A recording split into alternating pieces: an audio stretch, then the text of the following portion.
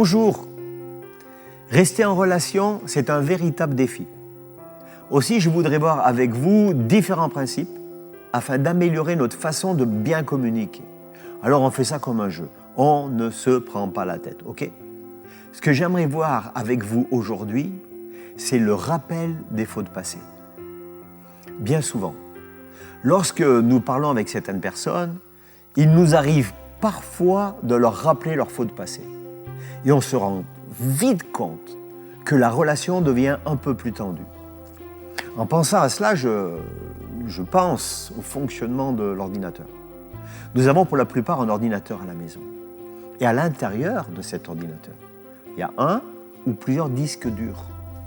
Ces disques durs sont des lieux de stockage. On appelle ça la mémoire. Certains disques durs ont plus de mémoire que d'autres.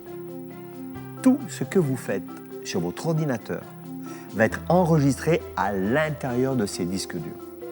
Même si vous pensez effacer le contenu de ces disques, la police possède des outils informatiques qui leur permettent de retrouver ce que vous avez vous-même effacé. Toutes les informations sont enregistrées. Savez-vous que pour la majorité des personnes, c'est exactement pareil au niveau de la mémoire? La plupart des événements que nous avons vécus sont enregistrés dans notre mémoire. Ces événements vécus, ils vont influencer notre comportement.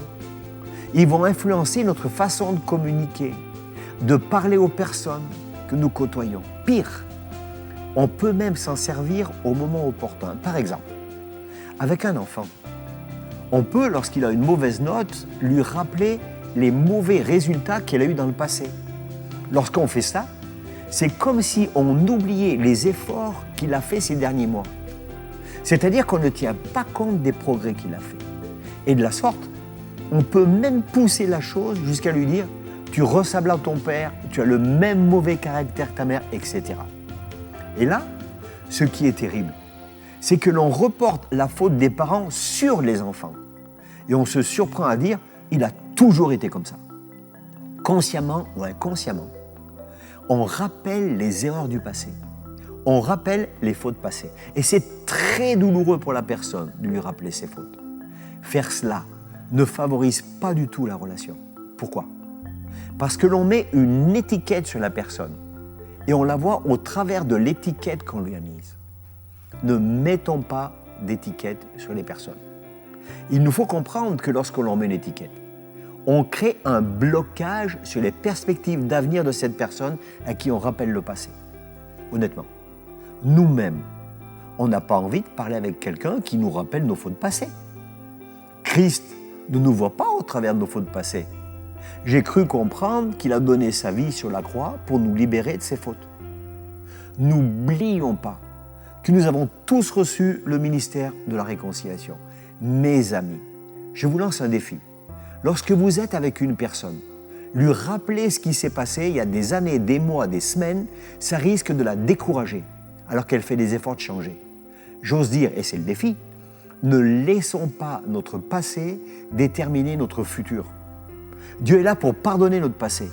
Ne laissons pas les autres nous le rappeler.